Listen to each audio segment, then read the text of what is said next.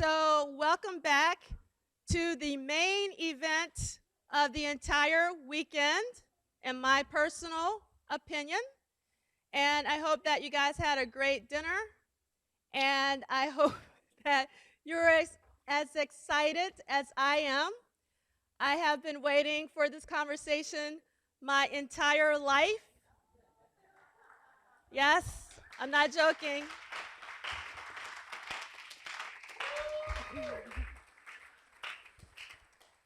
I'll tell you a little story. Some of you guys know this story, but you don't really know the whole story. So I met Prince only once, and I got my Love Symbol Gold Deluxe album signed by Prince and in Atlanta at Tower Records. And Prince was sitting there with his shades on, and Maite was to his left, and Tony M was to his right. I was talking to Maite up a storm, and I was like, oh, I want to learn how to belly dance, blah, blah, blah, blah, blah, blah, blah, blah, blah. And then as soon as I got to Prince, catatonic. I was like, what do you say to a man that means so much and has given so much? So I was like, okay, I can't really say nothing. However, what I wanted to say, I wanted to talk about Jill Jones' album. Not Prince, to Prince. I really wanted to talk about Jill Jones' album because I was a little pissed.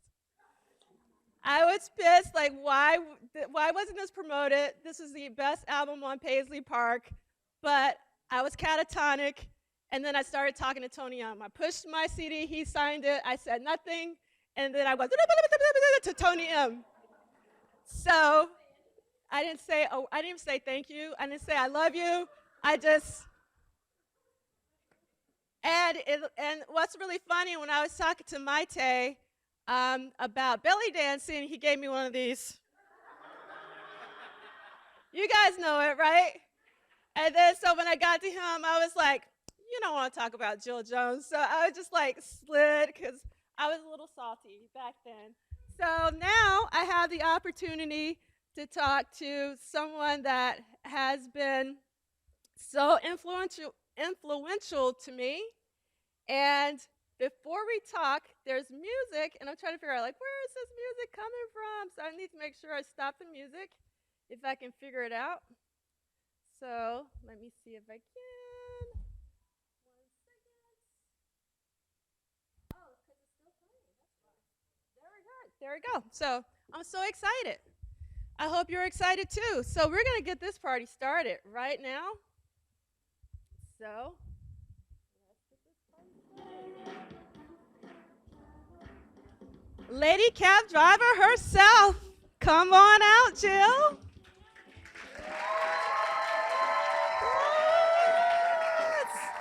Stand up.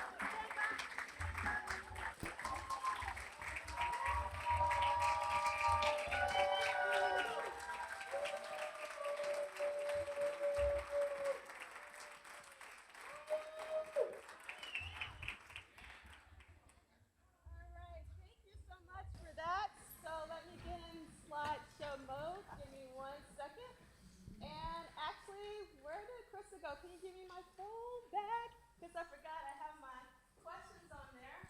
And thank you so much. We're all family, so you guys should understand by now I'm not the most formal person. So I'll make sure I have my questions. Here we go. All right. Let me make sure my mic is on. Hello, hello. All right. So you might find this interesting or not, but I actually want to start with, let's see if this is going to work. Is it on? No, it's not on. Let's see. Betty Davis. Oh, wow. Love her. Yes. So the reason why I want to talk about Betty Davis is for a couple of reasons. I actually did a Betty Davis symposium back in 2017, and Greg Tate, the late, great Greg Tate, actually spoke at the Betty Davis Symposium. That was awesome. Yes, it was awesome.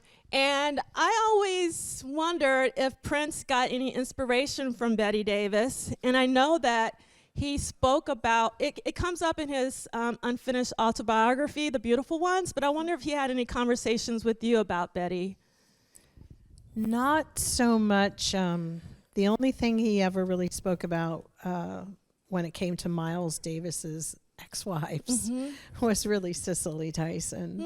And that he was telling me a story that, off topic a little, that if Miles had told him, if you ever hear of a piano falling from a building in New York where he used to live, I think it was a hotel, and it falls on Cicely Tyson, just know that he threw the piano out of the window. Wow. So Prince found that so fascinating, because they were the, this iconic couple. And it really made me think that he actually had these deep conversations where people were confiding in him and telling him things like that. Yeah. So that was pretty profound to me. But as far as like singing wise with Betty Davis, I think that I liked her and I played her, but he didn't comment as much. But that's not to say that he didn't take the vocal stylings or no, because I can sing like her in many ways. So I think it would definitely have inspired. It was definitely on the table. We had the Tamara Dobsons. We had I think Aisha spoke about it, she and Robin today, of all those women who were before. It would be crazy for him not to know that, have that Foxy Cleopatra kind of vibe. Yeah, I could totally hear Betty Davis actually doing Killing at the Soda Shop. Totally. Which is one of my favorite songs that you've ever done. Yeah. But the reason why I brought Betty Davis up in the context of technically Vanity 6 Day is I just wondered, like, if he wanted to infuse some of Betty into the idea of Vanity 6, but it sounds like no.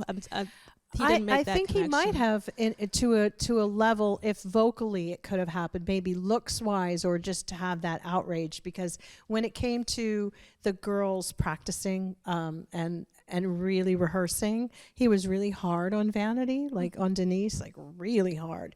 And then they also had a competitiveness between the two of them. She was competitive with even going, and we were at different warehouses for these rehearsals, and so she'd go and look at the Times rehearsals, and we'd look and check it out, and then she would come back and work harder. But Prince totally would, after every show, you have to remember, he would watch all of it on VHS again after performing. He would actually sit there and watch everybody's show, take notes, call everybody in the middle of the night or whatever if he needed to, and then fix his band at sound check the next day of what he wanted to do to try to rival Morris, because Morris in the time, they were killing it. They were killing him. Yes. So now, did he actually go to all 3 sound checks? Like, was he at Vanity 6's and the Times sound checks for the Triple Threat Tour? Earlier in the beginning. And then I think that, the Time would, he would not give them that much time. It was kind of interesting. It was like he put them through the ringer, I guess, the way he had gone through it, being an opening act. Yes. But sometimes they wouldn't even get a decent sound check because he would have eaten up all the time. He would go first. He would go first. Huh, interesting. Yeah. I always thought... someone should come in earlier. Yeah. No. He could go all the way up to showtime sometimes. And so that created a little bit of annoyance. People forget that each, even though he created all of these projects, these young people, Denise and the girls in V6, and then Morris, essentially, at the Time, they had responsibilities. They had to pay people. They had to pay me. All of them were paying me because, I did something on the Time show. I did something. So all of these budgets and all of they definitely, it wasn't for free. And so you'd ultimately go more in debt at the beginning. But still, at the end of it all, even with the Time sometimes staying in not great hotels, they still killed him, like Revolution, like almost all the whole tour. So one thing that you told me yesterday when we were talking, and I don't know if you guys know this, and I was like, really? So Joe told me that the Time would often stay in different hotels than Prince and the girls. Yeah. And I would just assume that they were all in the same hotel all the time. And you said that they weren't the nicest hotels. No, for the they Time. weren't. There were times, but they were fun, if you went over to their hotels. And there were a couple of times, even when they were on different floors, that we could go and hang out until we had to all scoot away and get back to our rooms. Yeah. But yeah, I think because also, it's so funny how, you think it's going to be a bunch of laughs just to like deal with all of this stuff. But I think they even had like a bus that wasn't as great as, our bus. Prince had a better bus. The road, it's just the rigors of touring and going through it. But that being said, the tenacity that band had to get out there, and they actually made Prince a better performer because they kept him on his toes. And it was kind of a lonely kind of position for him a little, because nobody in his band would ever go and watch them. Hardly. But he would be there for the Time and the girls, because these were his babies. And I kind of applaud him for being able to self-critique, and that's maybe one of his better qualities. Yes. Actually, a lot of people don't know how to self-reflect. And that's one thing that I absolutely love. There's this photo of Afshin Shahidi's that he took of Prince, and I had always heard that Prince watched the videos, but he actually has a photo of Prince watching himself, which I thought was just like really brilliant. And to hear that he actually watched not just his show, but, Vanity 6 and the Time every night and gave notes every night. Every night. Yeah. That is really wild. And then working with him that way, you'd have to get used to being able to see yourself, which is not easy for anybody. I hate looking at myself on anything, but he really wasn't. And he encouraged everybody to, it's basically editing, edit. But he also, as the shows progressed, even with Vanity 6, she was digging in. Denise was digging in harder and harder. And, like with the microphone, she came up with that. So she kind of raised the bar level of, because I came in during the summertime and they didn't know that they were going to be using me singing behind a curtain for them. They were just sort of told that. So it was a little tough at first. But when we had to actually work and put in the work and the time for it, she showed up and she just had a hunger for it. Yeah. So that's actually one of the questions I wanted to ask you is, how did you get on the tour? Like, how was it, how did Prince relay that to you? Did he just say like, come on tour, and then you just kind of found yourself on stage, or did he like formally ask you to join? Like, how did that happen? Well, it happened because we were hanging out, because we'd met during the whole Dirty Mind era.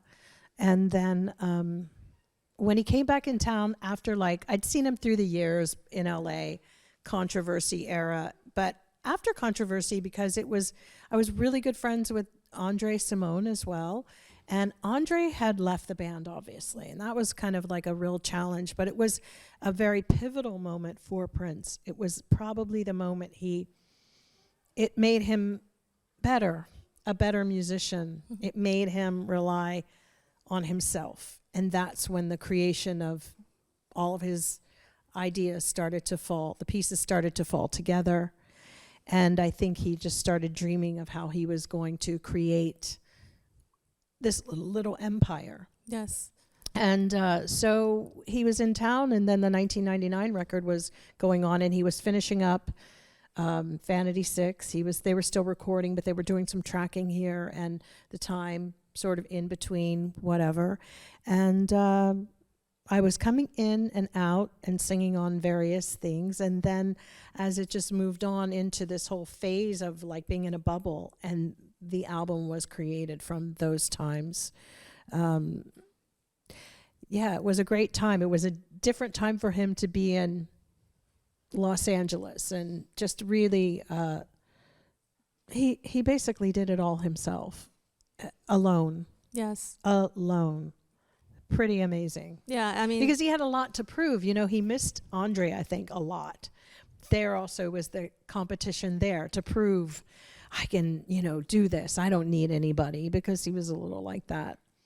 But he didn't verbalize it so much as you could see that his business was taking on a different seriousness, with conversations with management, with where you want to go, and nothing was going to stop him. And I feel like the album is a vision board. Yeah, so we're going to talk about that, Yeah. actually. And one thing that you kind of brought up, there's this line in on the What Time Is It album, and it actually comes up a lot in this era, where he basically says, we don't like New Wave. And some fans say that he's sort of poking fun at Andre Simone, but I don't think that's true, because Andre Simone's album was called Living in the New Wave.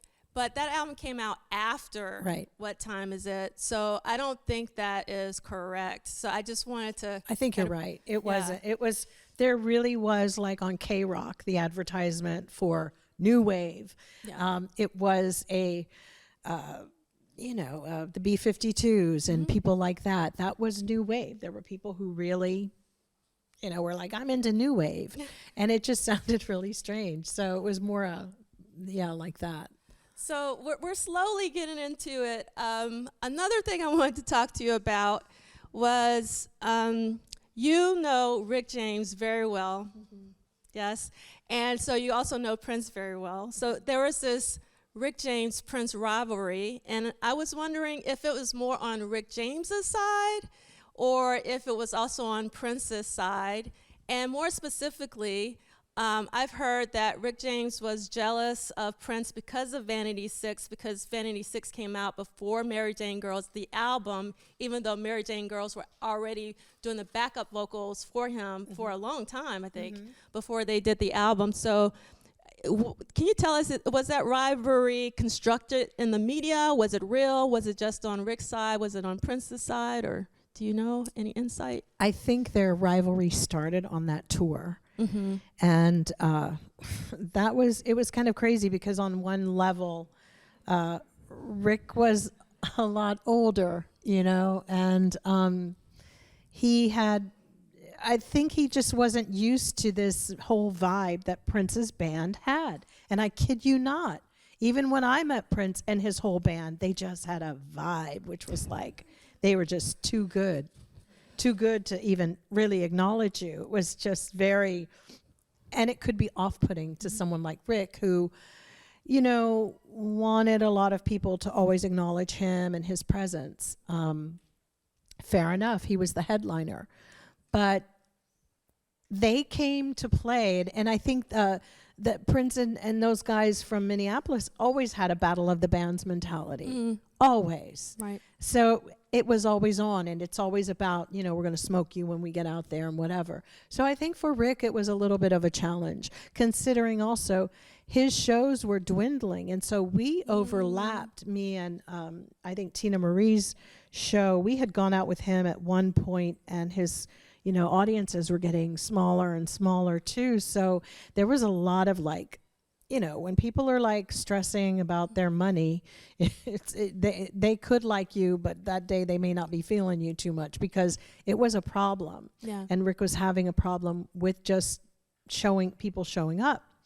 So with the Mary Jane Girls thing coming along, it's so weird, because I don't know where the genesis of either one was, except that everybody seemed to want a band that, that was like the Go-Go's or something, but an R&B version or a black version. And Prince had all these songs, and I think he wanted to explore that. I think Prince's concept was first. And it's possible that maybe Denise had told Rick. So then it just became he said, she said, then, all of a sudden, because I ran into Rick one night at a club in LA. Now, he knew me from growing up with, the Gordy family. Yeah. And I used to show up at Rick's house when I was like 16. I just got my driver's license, and I had a girlfriend from high school, and we'd have nutrition breaks, and I'd be like, let's just go up to Rick's house. And it was like 10 o'clock in the morning. These guys were like, what? Not even awake. So I took her car. It had a really bad transmission, so we kind of like went like this a lot. And then I started pulling up in their, they rented a house in Coldwater Canyon, and I was hanging out in the morning, showing off, and Rick would come down because I was talking to Jackie, the background singers, and Rick was finally, he snitched on me. He was like, why aren't you in school? I was like, and I was bringing kids from school to his place all the time, and I got in trouble. So Rick always felt like he could, in fact, he gave me a wonderful Sweet 16 heart, when I would turn 16. He was close with my family. But when I got with Prince and started hanging out and going to clubs, and he would really try to get me thrown out of the club and say she's underage and all, and I wasn't. But then he grabbed me aside, and I had the bleached hair, and that was after that, then I noticed Maxie came along, because he said, why are you going this direction or whatever? And I was like, because, I want to, Rick, blah, blah, blah, Rick was a lot older. So that a lot of people forget, he'd already been hanging out with Neil Young and all those people. So there was a big age gap between all of us. We were like early 20s. Rick was like, middle 30s. Right. So there was that too, and Prince would be like, what did he want? So it was always like at Carlos and Charlie's, it's very funny. And then the competition was on. Yeah. So I have one more question that's not 1999 related, and I know we're going to get to 1999, but these are questions that I wanted to ask Jill for a very long time. And the reason being is that you spent a lot of time with Prince during this particular period, and I know that you were his confidant, so you might have some insights into some of the stuff that we're trying to piece together. Yeah. So, okay, what is Prince's obsession with Marilyn Monroe? So Marilyn Monroe is in this photo. Marilyn Monroe is also in this photo, and then Edgar Krauser for Prince Twitter thread, DJ and Edgar Krauser, they did a 1999 companion Prince Twitter thread, and Edgar did a phenomenal Twitter thread on the 1999 album cover, which I'm going to show in a few minutes. And Marilyn is actually also on the 1999 cover. So like, did he watch a lot of Marilyn Monroe films? Did he have a particular favorite? What was it about Marilyn and Prince? Well, this is his bedroom. So this was the bedroom on Kiowa Trail. That is the bedspread. I remember that bedspread. And this was sort of behind the bed. So there was no headboard. And he had those pictures. So what I think he was very fascinated with the studio system. And he used to read about Samuel B. Baer or Louis B. All of those guys. And he would have books on Hollywood and how they used to have different archetypes in their sort of stable in the film world. And they'd trade them out and all of that. So I think it really helped him to, kind of keep a focus. But I think the Marilyn thing was kind of a nod to, it's trashy, but it's glamorous. So, there was always a nod to just sort of get the reference in your mind that of who he wanted you to reference subliminally. So you wouldn't just see, these are a bunch of girls in their, panties and bras. Right. That makes a lot of sense, actually. And it actually reminds me of Zach's presentation this morning. Yeah, and that really connects. Okay, so we're finally going to get to 1999, the reason why we're here. But thank you for indulging me, Jill, as well as the audience. All right, so I'm going to give this to you. I'm going to put it up on the screen. And I want to talk about this. So you can, and give me 1 second. Hopefully it's the next slide. Oh, no. So actually, I wanted to show this photo just because you pretty much look like Marilyn. So Yeah. like that Marilyn fetish sort of extended to you. So that's one of the reasons why I wanted to ask, like what was it about you know, Marilyn? a lot of people don't know there were certain things like hair. So, for instance, he cut my hair. He did that haircut with a pair of nail scissors. My hair was probably a little longer than this, and we were sitting there watching a Marilyn Monroe movie, and he looked over and he said, "You know what?" And then I was like, "What?" And then he said, "I can cut hair." In fact, yeah. He even said that if he hadn't, I think I could be a hairdresser if I had wanted to. Like he made, like I was like, you know, so it took some convincing, but I was sitting on the toilet. The seat was down, and I was sitting. It was upstairs in that bed, in the bathroom, off, down the hallway. And he pulled out these stuff. He goes, "Don't you want to have it just like mine?" And his was already with the, and I'm thinking, it's 100 degrees here in the summer in Minneapolis, but well, whatever. And then he said to me, because you're not like standing out. You need to walk into a room so people turn around and look at you. He goes, Vanity does it. All the other girls do. And I was like, well, okay. So he cut it. And that was almost like a very spiritual thing, having somebody cut your hair. It's very bizarre. And, it can be quite, you need a reset after somebody's cut your hair. It's very difficult. And I wasn't used to that much attention, especially once it got dyed where it was bleached. Because for me, I didn't like that much attention. If you're blonde, it is actually really true that people just treat you differently. They notice you more. And that, if you're not ready for that, don't ever do it, because it makes you feel very exposed. And you have to defend, oh my God. And then I had black sunglasses. He took me thrift shopping at old 50s dresses and super high heels. And so we did that. And, we used Brill cream in those days because it was the only thing that kept your hair from the humidity taking over. Amazing. But we would put the Brill cream on it because I have African American hair. But when I did the Brill cream, then I would sizzle with the curling iron. Yes. It would just be like, sss. Yes, we know all about the sizzle. And yes, that was it. I mean, so that's how it kind of started. And then how actually when did you dye your hair blonde? Did that happen the same day? Was it a week later, a month later after he cut your hair? Like a week later. And he held my hand the whole way through this.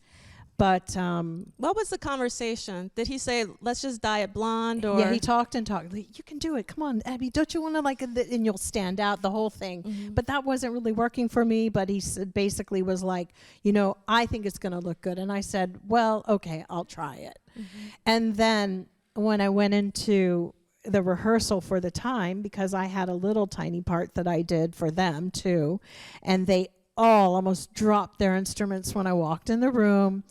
And then Jesse always says he was just like, damn.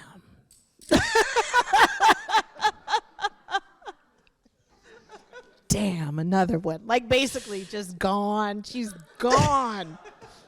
Jesse. He's he doesn't mince words. no, Because it really, at first, it's just finding the right makeup, all of it, it was definitely an experience and hard to. But it worked. It worked on film. And once I saw it, he was there again, look at this on the video. Look. Yeah. So to see myself like that, it helped to see. yeah. But it was a lot of upkeep. I can't even imagine. So this is actually taken from Edgar's 1999 thread. He actually took this Polaroid, and what's interesting about the Polaroid that Edgar pointed out is that part of it is missing in this reproduction on the right. There's right above the the Corvette, there's more stuff there, like shades and whatnot. So the reason why I'm showing you this is that we know that Prince had something to do with this, Vanity had something to do with this, and you had something to do with this.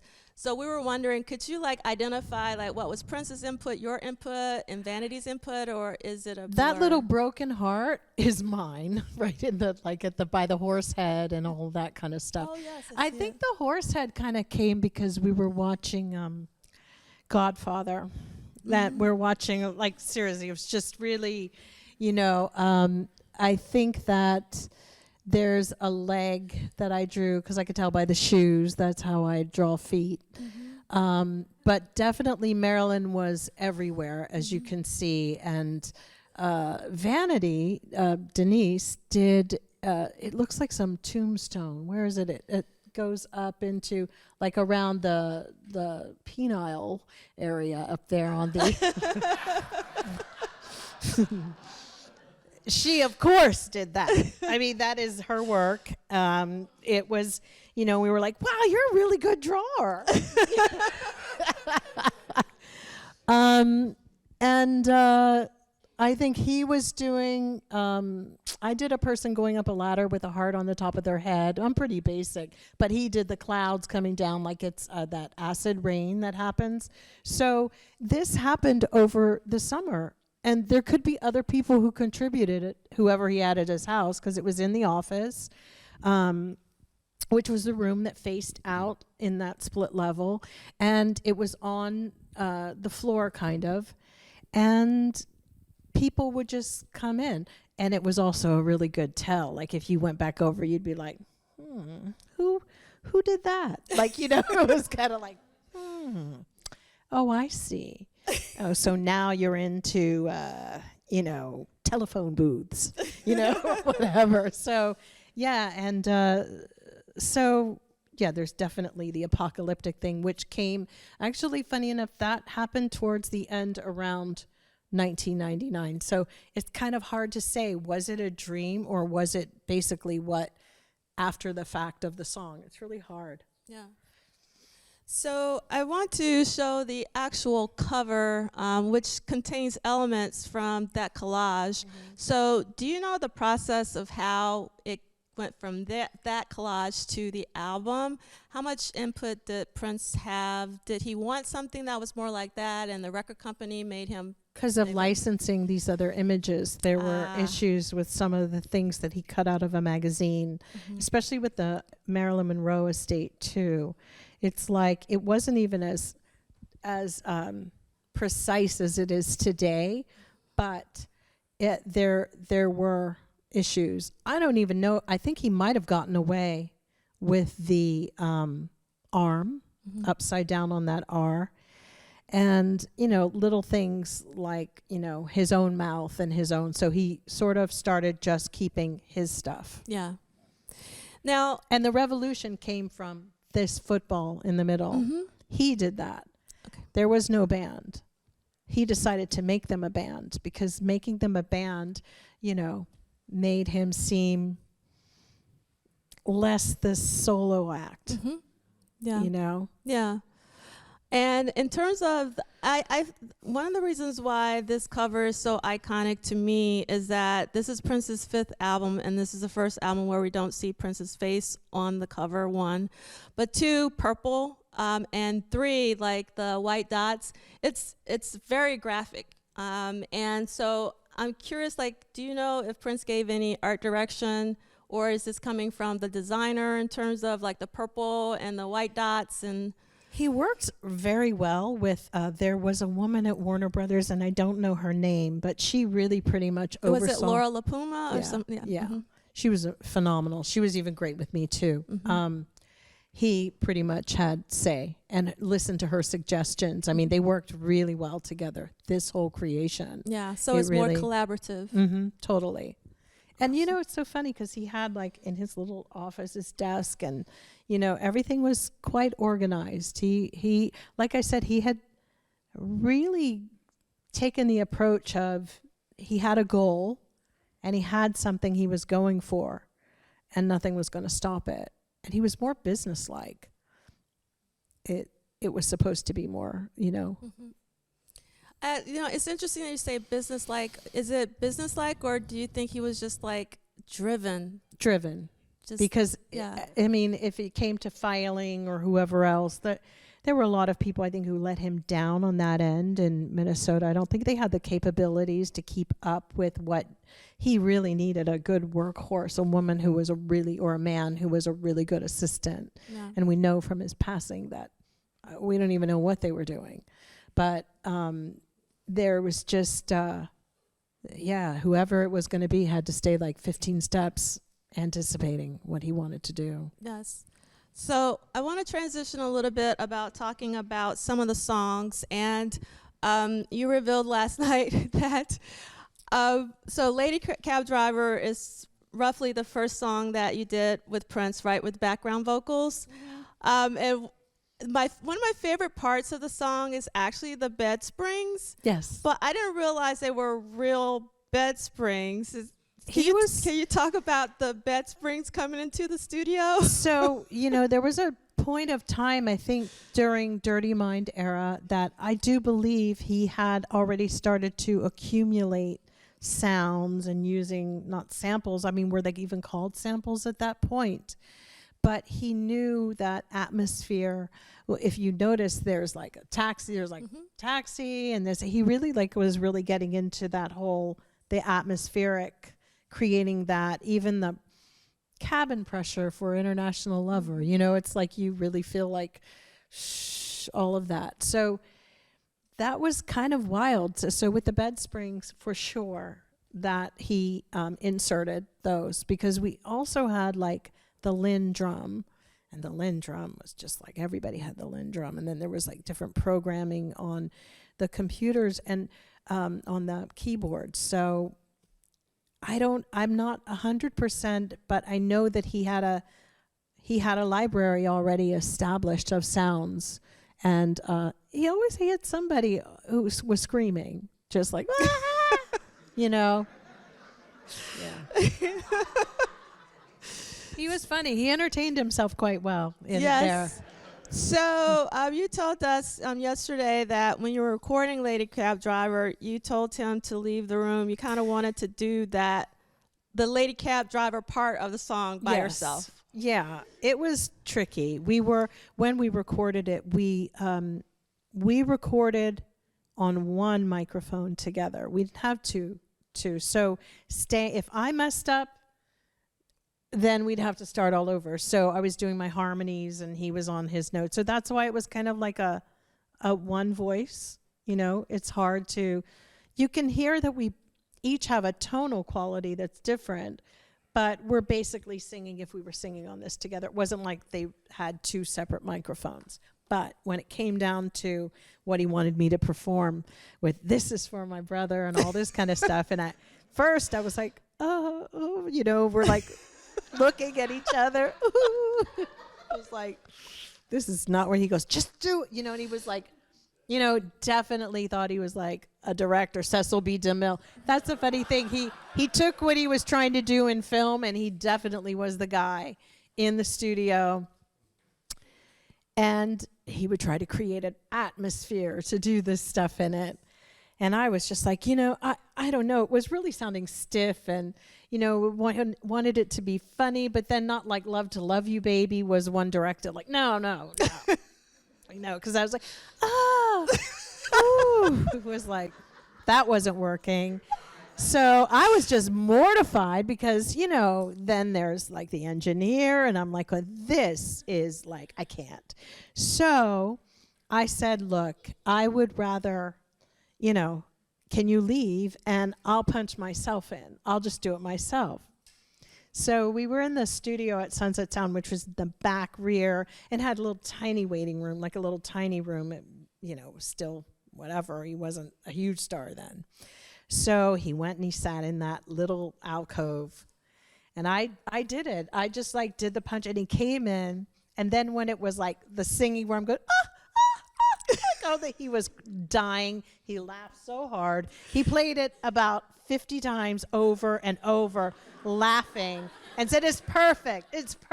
Like he just laughing where he was holding his stomach. He just loved the whole juxtaposition of this going into oblivion with this orgasm, which was really, it was just funny. And that was one of the best things with him, though, was the fun part. It was fun, but yeah, sitting there singing it, going together face to face was just not going to happen. So that sounds like obviously a very memorable recording. Is there another recording for 1999 that's very memorable that really stands out for you with another song? I think with 1999 was pretty memorable because I was sleeping upstairs in the purple room, which is on Vanity. Was it the lavender room? It was the one towards the front. So that was those pictures on the Vanity 6 cover are from the house. So when they did the video, it was kind of cool that they, use, I don't know, maybe they didn't use them, but the colors that were in their video were definitely in the rooms of his house. And he woke me up because he'd been he was close to the end of finishing, and he just, came up with that one. There were some issues going on politically in the world at that time. Something was going on, I don't know. It's so funny now. I'm all freaked out about, you'd think I was the only person who voted, Then I was like, voting, what's that? And Reagan, I barely knew, but Prince did keep us up on they could bomb us or whatever, and so those traces of things were there, but that was the song, and he woke me up to come down and sing, and I was in my pajamas because I had kind of just moved up there too in Minneapolis. It was okay, now we're here doing this. So I went downstairs. And it was 3 a.m. He had called Lisa. She was driving in from Minneapolis to be there. And we were both sitting in the chair. It's very small. He had sliding glass door thing. And we sang it together. I know she thinks that we sang it with 2 separate mics, but in the house we only had one. So she and I, too, had to share. And then the mommy, why does everybody have a bomb and all of that. And he had already learned how to, speed it up and do those things. He was actually good with that stuff by that time. Yes. So I'm curious, what is your favorite song off of 1999 to listen to from the album? But then, what was your favorite song to actually sing on tour, or watch? Maybe if you weren't on the stage. And actually, that reminds me, I do want to ask you about. Were you there the whole time on the stage? No. When you just came out at certain times? Mm-hmm. Yeah. And then when he did, he wrote, "Why don't you? How come you How don't come call me you don't anymore?" call Yeah. me while we were out there?" Mm-hmm. And he added it into the show. He basically worked that song the whole tour, to get it right, and the piano, and I'd come out on some shows and sing the harmonies with them, me and Lisa, and then sometimes we didn't. Mm-hmm. So he worked that, he always had to have something new. That's what the sound checks were kind of for. There always had to be a new thing to look forward to in a song, in something. Now, my song that I liked was, I always liked Something in the Water. That's my favorite. That's my favorite, Jill. Yes, love that. But that was something that he didn't really like to do all the time. Do you know why? I was curious about that.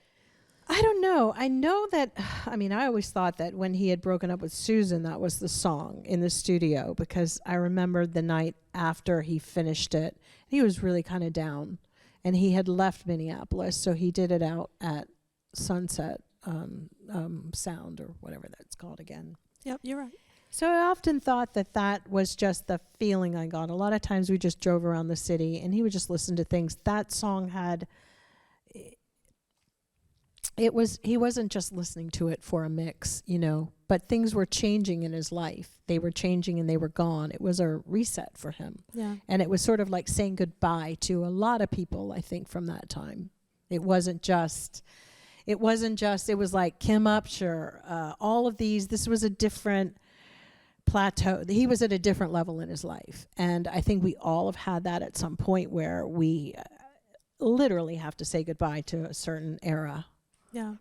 So, and then what was your favorite song to either perform or watch him perform if you were on stage?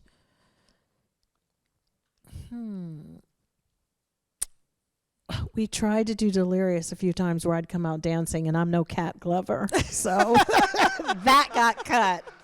Cut real quick. After I like cut my foot on the stage, it was just, and one night my buttons got, my fishnets got hooked onto one of his buttons on his pants, and we couldn't get apart on stage. And, you know, I was barefoot and he was stuck and I was stuck and I couldn't. So we had to he pushed me so that the stocking just sort of broke, you know, with the button. I don't know how, like I said, I'm not a great dancer, but that was but the thing, here's the good thing. Just know that all those years till he got Cat, he'd been thinking about, I need a dancer. I need somebody who can dance. And he finally got a great one. Yes. But indeed. I think for me, the song that I really liked to see him do and perform was DMSR was always fun on the tour. And the crowd really had so much fun. Let's Pretend We're Married was a good one if, you know. Yep. So I have a bit of a sensitive, this is one of my favorite gifts. And it actually, it reminds me of Lady Cab Driver, even though this is a 1999 album. I don't know why. I don't know if anybody else makes that connections, but that's my connection.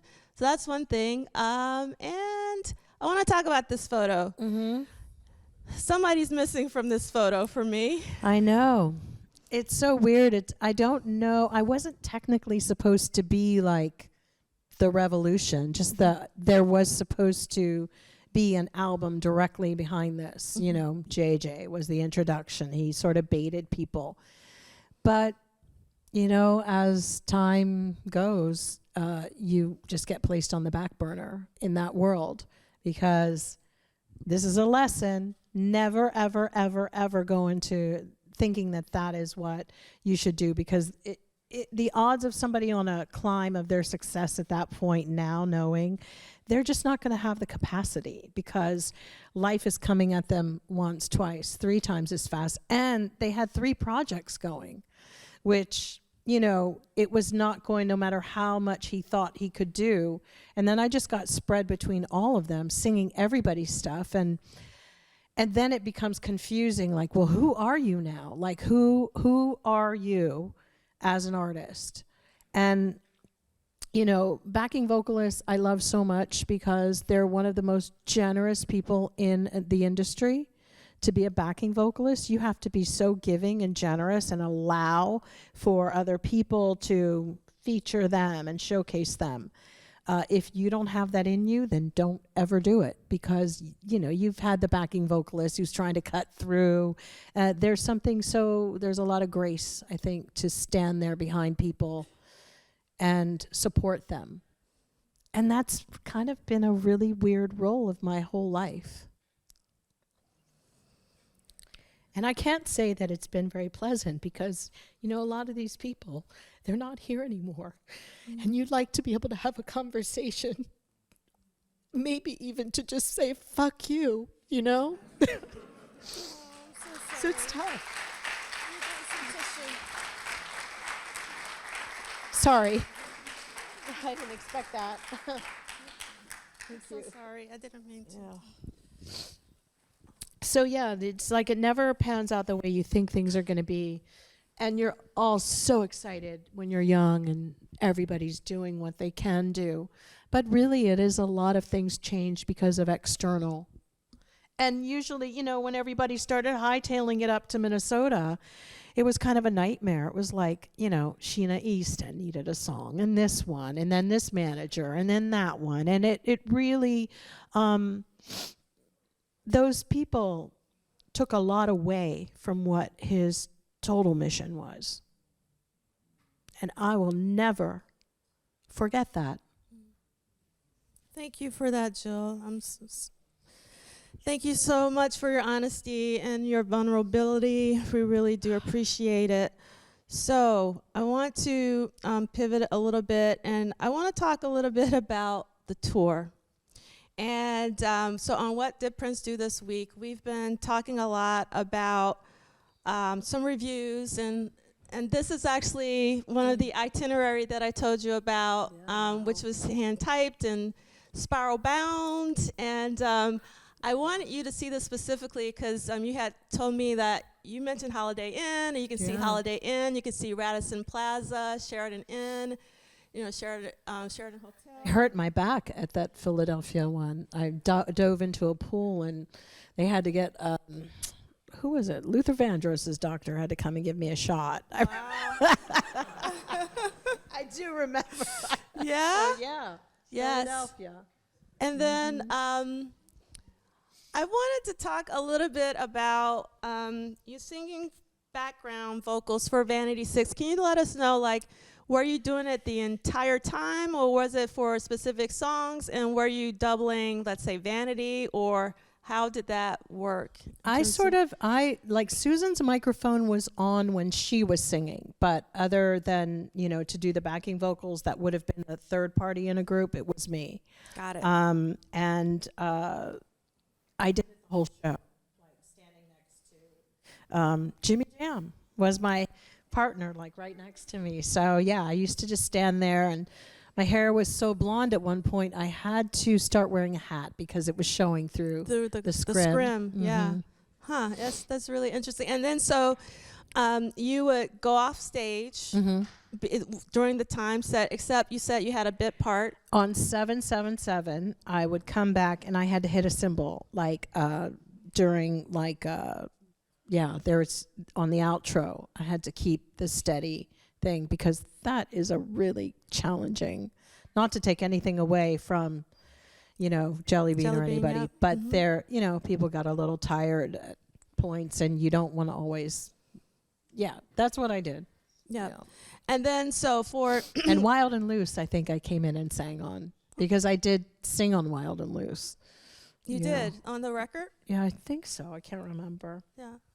Did more on Ice Cream Castle's record on that album. Yes. And don't get me started about chocolate, but we're talking about 1999. Yeah, I know. I love chocolate. I love chocolate. It's one of my favorite songs whenever I'm down. If I put on chocolate, it just like, love that song. So in terms of the Prince's part of the set, how did you feel wearing pretty much, lingerie? Like, were you okay with that? Were you like, why am I doing this? Like, how were you with that? It seemed the obvious choice, because if you look, Susan always had the garters. Vanity Denise had the total one-piece camisole. And it just made more sense. Lisa would wear a slip. So we were like the whole line in a lingerie shop. We really were. We all were our own category. Like, I was just panties and a bra, and I traveled light. I had one little drawer in the whole tour case. It was like my kit was just my underwear and bras, I remember once I bought like pink. I wanted all pink. And then Steve Farnolli ran back in the middle of like, I don't know, I was going back to do something else in the middle. He's like, you got to put on some color, because it just looked like I was just naked standing there. It was all pink. It was just like this pink blob of like, my God, you can't wear that again. So yeah. Yeah. All right, so I want to go back actually. So originally, 1999, at least according to the Signal, the tour was supposed to go to London, and it never got there because it says there, Prince would be appearing at the Dominion on 18th and 19th of April, and it never got there. So do you know why the tour didn't go to London? Why it stopped in the States? I think he just wanted to start working on his film. Like, I think that was really in the works, and he didn't want to do that. If I recall, sense. It was like, he had been talking to Farnolli about what he wanted to do. Denise looked like she was definitely up to par. The, Rolling Stone magazine, all of those things were in these. I don't know. It was just being lined up, and I think going there was not what he wanted to do. Yeah. So the reason why I have this article up, this is the one I mentioned to you the other night. So there's this writer for New Musical Express, also known as Enemy, And he was on tour, and he specifically was on the Kalamazoo, Michigan tour. And his name is Barney Hoskins. And he talks about Prince and the time in Vanity 6 at a truck stop. And you told me that happened a lot on the tour. Can you tell us one of your memorable truck stop memories? Well, if you see the itinerary, there are some nights we had to be loading in or get in, and normally the crew is out there. They load in and load out, and they're on their way quickly. So we're on buses, and we're sleeping in them, and sometimes they'd stop at a truck stop, and you'd be hungry, your time is all messed up, and we would all roll out of our buses with our pajamas, rollers, scarves. I think the guys, definitely the time, always had some kind of, like do-rags on their head. Oh, really? And we're in like the South. And I can't even explain the looks that we would get going in there. I mean, my hair was always pulled up at the top like a pineapple. In fact, I was called Pineapple Head by Morris and the guys. It was, I didn't even know what a truck stop was until we went really on this tour. I knew from Tina's thing, but this was very different because we really just didn't care. We literally rolled out. Susan always had pink rollers in her hair for the most of the time because, I don't know if you all know, Susan's hair is bone straight. It is bone, pin straight, like she could get wet, a bucket of water, and the hair will dry exactly like pin straight. But Prince wanted her to make it really curly, so she had to use the pink sponge rollers, and she would roll her hair. And on off days, she would painstakingly comb out those gnarls that everybody thought she was African American hair. And that was rough. Yeah. So it was definitely a lot of shenanigans going on and different, never what you think something is, really. How funny. Yeah, when you told me that about the sponge rollers, I know those very well growing up. I'm sure a lot of us do, and just the volume of her hair and how did she sleep on it? I know. It just God bless her. How long did it take her to actually roll her entire head because the length of her hair? I remember them listening to Pass the Dutchie. They had come out. She loved that, and now Brenda wasn't on our bus because she was with Roy, who's her husband. And so it was really just me, Jamie, and Marielle, who was tour manager, and then V and Susan. But to sleep on that, she would have a little white cap or whatever, and it really wasn't easy. So some of those, when they would have photo shoots or whatever they had to do, sometimes, it was kind of nice to see her with her own regular hair, just giving it a break. Yeah. But because then she'd have to take them out and then spread the hair so it looked like it was, different texture. Yeah. I can't. When you told me that, I was like, because I always assumed that was her natural state of her hair. Yeah, no, it's the opposite, in fact. That's insane. So I wanted to talk a little bit more about Vanity. So the reason why this is coming up, up until about, 2 or 3 weeks ago, we had a friend visit from the Netherlands, and I have that Blame It on Vanity book.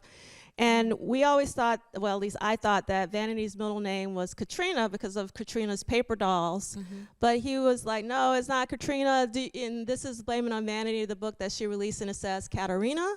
But then I have a copy of her driver's license, and you can't see, and it's actually Katarina with an H, which is actually the German spelling. Yes, her mom's German. Because mom's German. So I was wondering, can you tell us, do you know what Denise's real middle name was? Was it, do you know? I mean, I think it was still within the Catherine kind of, that's what, I don't ever remember her being anything else. I mean, all the sisters had, I think it was a very, very German names, essentially. Yeah. She, yeah. Oh. All right. So that's the reason why. So I get into arguments with people that, like Prince wanted to name Vanity Vagina first, but I had heard that it was actually Vagina. That's how it was supposed to be pronounced. Right. That's Right. what I thought. Right. So that's the reason why I have this here, because everyone says vagina, but I was like, no, it was supposed to be Vagina. And I think that makes if you more sense. ever hear, like, so I went to school with Gino Gershon, and when Denise left the production, there is I said, oh, I have a really cool friend, because I knew that Gina had worked with Lenny Kravitz. I went to school with him too, high school. So he was looking for an actress, and Gina was always good in high school, so I was like, call her up, right? And so I called her, and I flew her to Minneapolis. And so they hung out for a little bit. And if you ever catch an interview with her, I believe he was fascinated with the fact that her name was Gina, and he mentioned Vagina. And I'm almost positive she says it in an interview that he wanted to call me Vagina. Or I'm sure that so is some truth in that, because V said that he did. I wasn't there, but it wouldn't surprise me. Yeah. So I have this video that he wanted to call me Electra for a long time, and then Assassin. And I was like, that's a Marvel comic. See, he didn't know what he wanted to do with me. I'm telling you guys. So Electra was doing it. Then it was Electra Tuesday, which is the song with the violet and white, because I really liked the car that James Bond had, Aston Martin's. So like I'd ever have one. It's like, I don't know what I mean. Anyway, so that was a funny thing. But Steve Farnolli was like, look, come on. She's had a career. I was already in like the unions and had published material. So he was like, her name is, why do you want to change it from Jill Jones to, it's already that. So it was really Farnolli. And Farnolli had a lot of say in a lot of things. He helped a lot. So while we're talking about names, one of my favorite names is your publishing company, The White Fox. That was his. It was his. That he called me. I was wondering if that was, Yeah. Okay, so I want to play this video for you. And it's kind of short, so bear with me. Let's see, make sure the volume's up. Okay. I didn't know I was still playing music. Okay. Oh, yeah.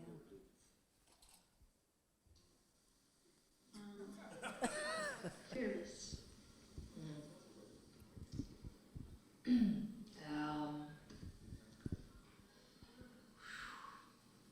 Magical. Other people the chance to become something that they need in life to become and to do. So I think that's why he's special. He is very selective in who he chooses to work with too. And I think it has a lot to do with chemistry he has with the artist too. And so when that happens, it sort of always feels like it was already Meant to be, like destiny somewhere. So you kind of feel that you're where you're supposed to be. Anyway. We probably wouldn't have. So I wanted to ask you about, do you remember that? Yes, we were in Italy, and we had done a show called Fantastico. And so we would each one stayed a month on this show with Andriano Celentano, who's a legendary Italian performer. And so he had a television series. And so all the Prince girls were there. I think Apollonia participated as well. But she didn't come back for the sort of, we all came together and we were all in the same hotel and whatever. She had something to do. So they had an interview, and there we were together, which was so funny. Now, the reason why I think this was recorded somewhere around 1987, because I know you were probably promoting your own album. Yes. And I just found it odd that Vanity was there.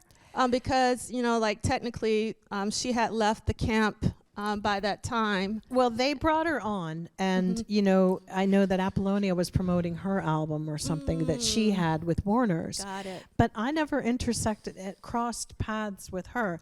With Denise, of course, I did, and this wasn't the only time that after she'd left. There was one time I was flying from New York to Los Angeles, and I get on the plane, and I look the first seat because I got to fly first for business or something, and she was seated next to me. I couldn't freaking believe it. We hadn't seen each other in like a year or so. We had really weird moments. And then after the plane landed, I went back to her apartment in Century City and, you know, caught up a little bit. But it was just like, I really do believe that a lot of the people were fated, like karmic agreements that we all had with each other. I mean, it was such an interesting time because all it took, if she had stayed, so her impact in Purple Rain or whatever it would be different. Yes, it would be very different. Our very moments, you know, the butterfly effect. Yes. So I trying to do too many things at once. So I apologize, and I do want you guys to ask some questions. So let me pull up the Mentimeter for you out there. And so it's going to be menti.com, what we've been using all day. And Krista, if you're here, yes. If you want a note card, you can raise your hand. But the Menti code for all of you that are on the live stream is 4778-6293. We're playing bingo again. 4778-6293.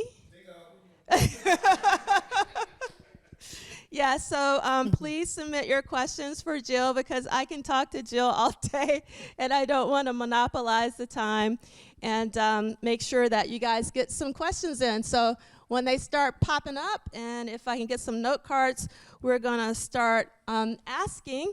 So one question that I want to ask, and again, we're deviating from 1999, but we're transitioning to Purple Rain, is were you on the Purple Rain tour, or that's when you went to New York? Like, No. Well, you know, Prince and I had a falling out. Like, we had a fight, like an argument. It was, you know, as I said, there were so many things that changed and people that changed. And when I look at that whole video with me and Denise and everybody that we were on tour with, you know, we had like squabbles, like a family out on the road, or, you know, and then you do things like go eat liver together. You know, Vanity always would have her B vitamins. And I was like, I can't eat this, you know. But there were moments that were up and down. It was like having siblings. I'm basically an only child. It's very difficult. You can see who can adjust well on the road and who really can't. And that is an adjustment. So I think once the Purple Rain thing kind of happened, there were new faces, new things. And being a Cancerian, I'm not really all that open to new. And I have to like check you out for a while and kind of determine if, you know, you're safe. And that was trying. And so things just shifted. And so I would go and fly everywhere to the shows and see them, but yeah, no, not performing with them. all right, so we have some questions from the audience. This question is really interesting, you know, being that you have Gordy ties, you know, with your stepfather. So the question is, Berry Gordy did the same kind of thing with the Supremes in terms of putting them in better hotels than other Motown artists. How much of how Prince, handled his acts was inspired by Berry Gordy? I'm not sure if they were inspired. Like, I know that, you know, Barry had called me once because he wanted to talk to Prince, and he was like saying, I think he's not pacing himself properly. And I was like, okay, you know, I mean, what can I tell you? I mean, if he calls you back, he calls you back. it was, and with all due respect, they saw a leader, which was something that I had to say to him, because there was a bit of a flippant response, like, what? And I knew that Denise was leaving. Like, I knew, because that was just happening. And he didn't believe that that was going to happen. And it was happening. It was like, it happened. They're paying her a lot more money. That was difficult. But they saw another leader. It took him a minute to understand that that was the club he was in. All of that could have been handled differently, but there was still a bit of resistance to, oh my God, I've like leveled up with now these people that, you know, there's different expectations. And that was just business. And I think she handled it amazingly well. I think so too. You know, Yeah. because, but $50,000 wasn't enough for her. She was worth a lot more than that. And she had bills to pay. I mean, they had a lot of debts from the tour. You know, there were things happening, and there were just things changing externally that, you know, it was difficult for a woman with a Scorpio moon to handle. I'm Scorpio moon too, but it was difficult. And I think the really breaking point was his own thing when he had another side girlfriend teaching us all how to dance. That was her breaking point. And it was really like, oh my God, why is she teaching us ballet? It was just like, oh, you're going to give, everybody had a job. But I think for Denise, it was like, she really, really loved him. And, you know, that just, I respect that she went, no. Thank you. So the next question is, in Annie Christian, Prince first introduced the concept of taxi cabs as a metaphor for a refuge from evil. When creating Lady Cab Driver, did he ever discuss that concept with you? No. I just drove him around town in his new car. But so is there one particular show on the tour that stood out to you performance-wise?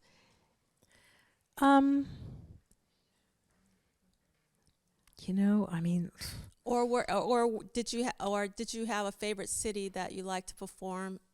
Detroit was always fun. Was you know, even just going at different times. Detroit was wonderful, and San Antonio or Houston. And I don't even like, and I can't believe, but Texas was a little bit different then. I mean, it still had its crazy, you know, crazy rich and whatever, but the crowds, like in Houston, I believe, somewhere, were insanely wonderful. And I always liked places that had really good food. So, you know, in fact, I missed the plane. I think we flew out of, I got to check the itinerary. There was one place where I didn't make the plane because I got really drunk with Steve Farnoli and missed it. But I think it was intentional, because by the time I got to where we were in Detroit, he gave me my dog Cuckoo, so at the sound check. So that was kind of like, maybe it was set up a little bit. Yeah.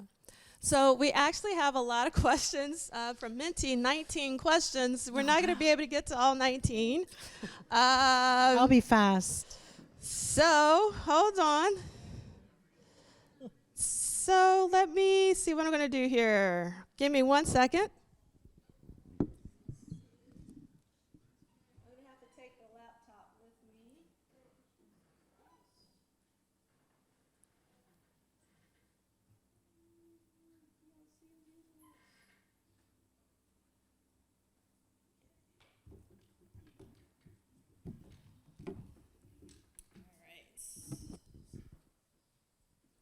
This is actually a good question. How much of a prankster joker was Prince on tour? Jessica asked this question.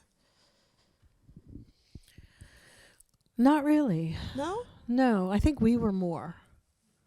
Yeah, he would joke, but not really with pranks. The girls, we had pranks that we kept pranking Morris for a while and putting things in his bedroom, in his hotel rooms. He knew it was us. I mean, but I don't know. It just, after a while, you know, we kept saying he had somebody, you know, getting in there and writing lipstick all over the walls. I felt really bad for the people who actually had to clean that up. Do you mind telling the story that you told me about the candles at the airport? Oh. So, there was a point where, Prince had started, over that summer when he had with 1999 and was recording, he started like doing a little decorating. And so when we would be out or you'd stop, if we had to fly somewhere during the tour, we flew from one city to another, and we might have been flying back out from Minneapolis to meet up with the rest of the tour, because he did break sometimes and would go to record in one night and then you'd fly back out. So we were walking with the band, and we were all leaving together, and walking through the airport. He bought some pillar candles at the little store, and then we get to the conveyor belt with the TSA, I guess, whatever they were called then. And she goes, "And what are these?" Real serious white woman, that. And here we are, all dressed, and then I think Chick was on that, or whoever. And I said, "It's a bomb. What do you think it is?"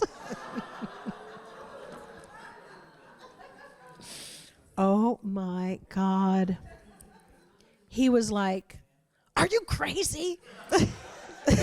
She's stupid. She's stupid. She's stupid. She doesn't know what she's saying. She doesn't know what she's saying. And I was like, "What? What do you?" Because I had blonde hair now. I was different. I was like, "Oh, really? It's a bomb."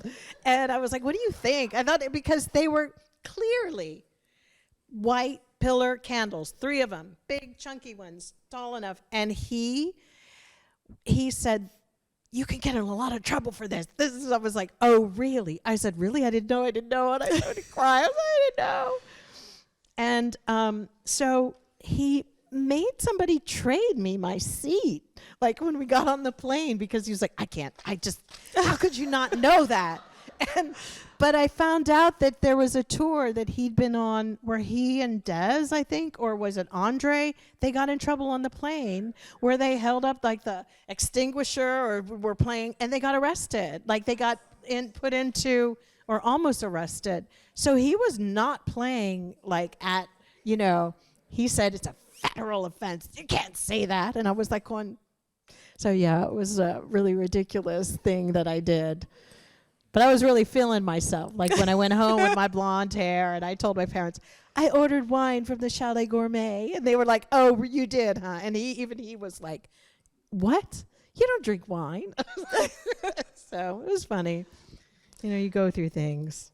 So there are 2 questions that are related, and they're both about race. They're pretty much the same question, but I'm going to ask both of them, and you can answer it if it's applicable. So the question is, did Prince and you have conversations about race? If so, what did they entail? And then the other question was, can you talk about what, if any, discussions you had with Prince regarding racism, and the plight of an African American trying to navigate racism to achieve one's goal? So did you ever have conversations about race with Prince? Okay.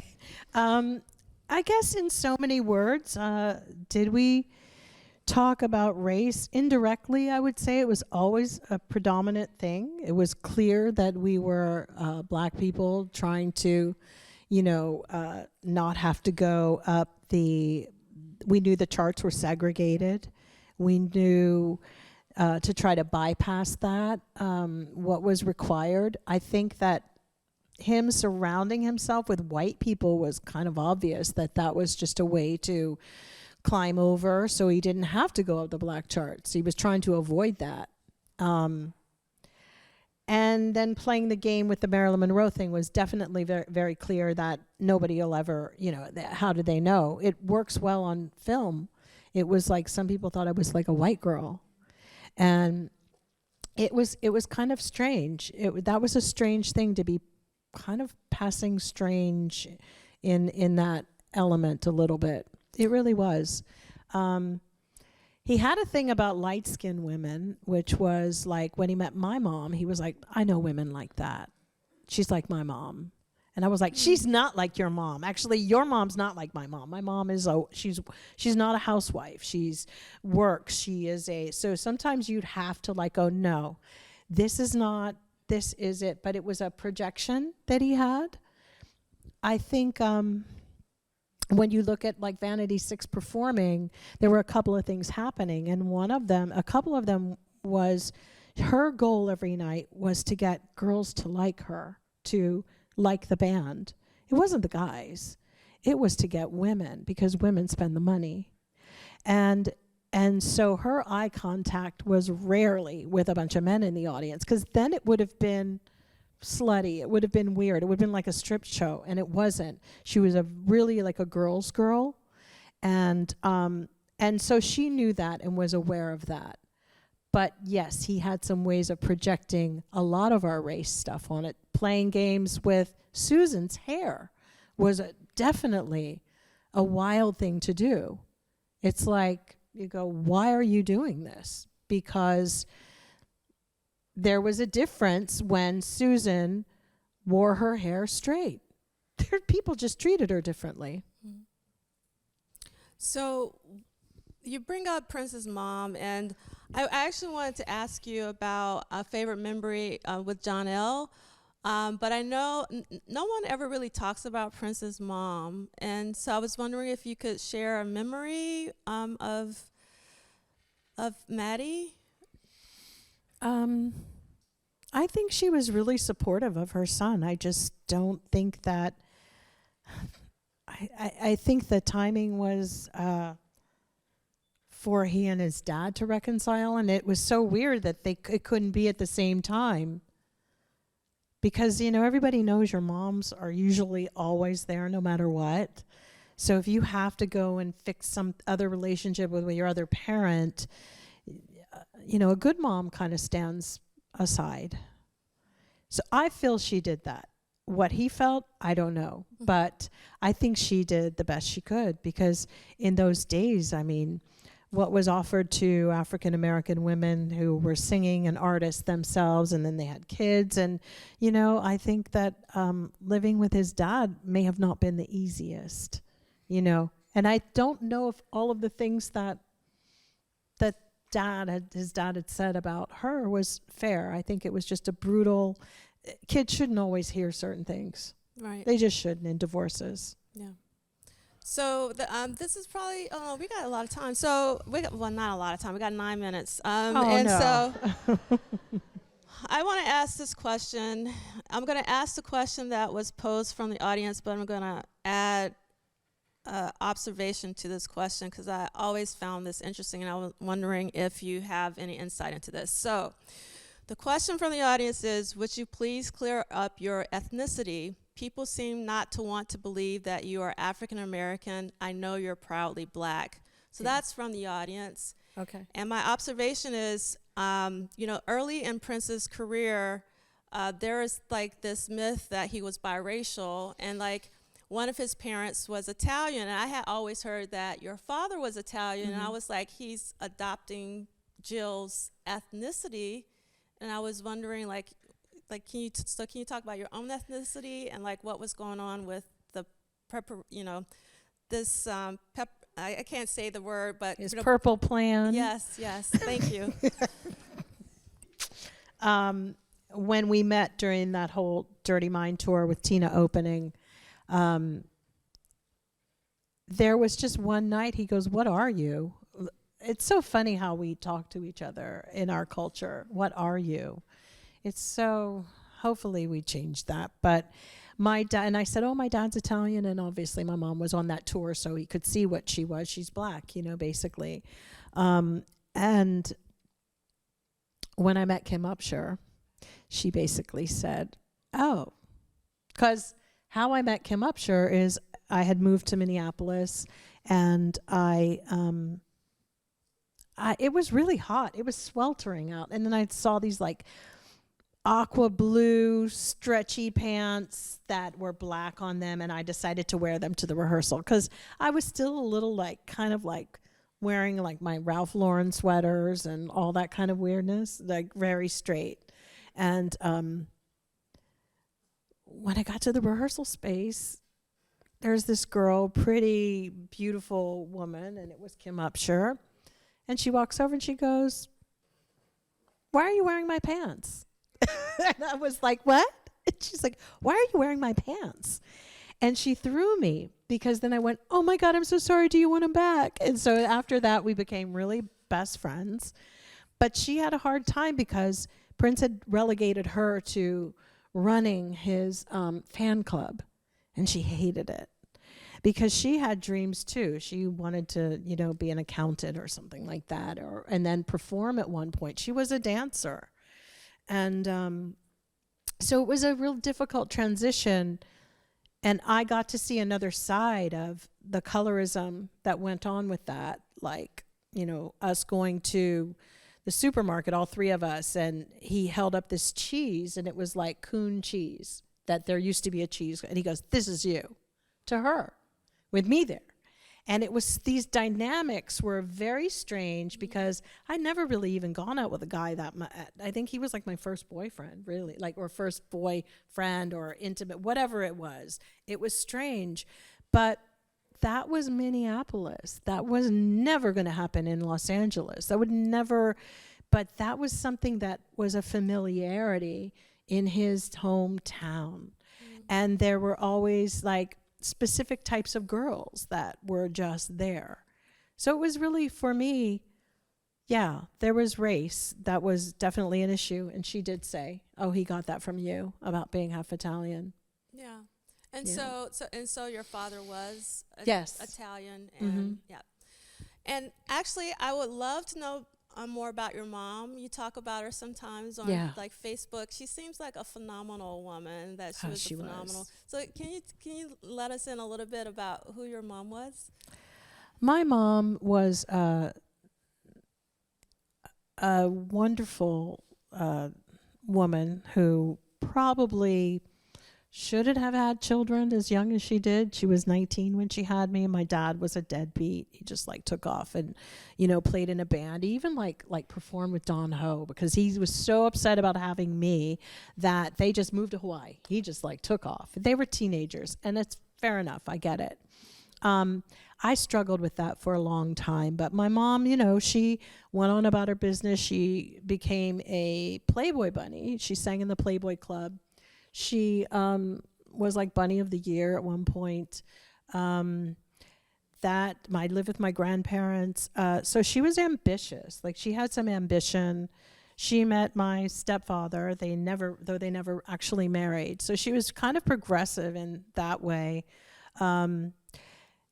She was an Aquarian, so you can't ever tell with them. It's like she, lived with somebody for a long time and then just decided, I don't want to do this anymore and I'm done, I'm out. But she worked with Tina. She was Tina Marie's manager. She was a stealth fighter, but she never got in my way. She knew there were things that I should have gone and listened to her about signing with a Vanity label and all of that. I knew better. But what can you do? She let me have my own wings, sadly. She passed away. It's just, we all go through that. But I think that the times were just not ready for women like that. We all had them. They were all out there, dreamers and fighting for them. So when he said that, I know women like that, I was like, no, you actually don't. Mm-hmm. And if you look around, there were many women like that. Who, Denise had a really hard upbringing, very hard, and how he could just pigeonhole all of us in little boxes, not too different from one carrying a teddy bear and you're so sweet and you've only been with one guy and oh my God, oh now there's another person. He had his own issues from his hometown. It would have been nice to see. It was nice to see him evolve a lot through his era, but the women really had to make a lot of sacrifices to help him grow. Yes. I think that is a powerful way to end and something to really think about. We are actually at our time. Please give Jill a hand. Please get up for Jill. Thank you.